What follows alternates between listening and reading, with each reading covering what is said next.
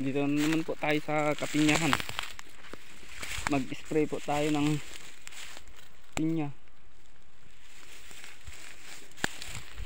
Oh, nandyan po yung mga kasama natin.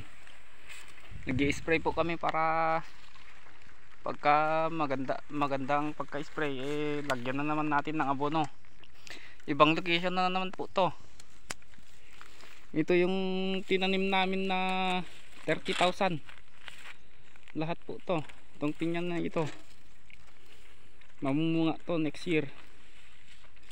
Kaya anahan na naman natin, sprayan na naman natin. Hindi lang po pinyang tanim nito, may mga kalamansi din. Gaya nyan, kalamansi po yan, kaya iniingatan natin para hindi matamaan. Nandiyan po yung mga kasama natin, pabalik na sila. Dito na lang po tayo.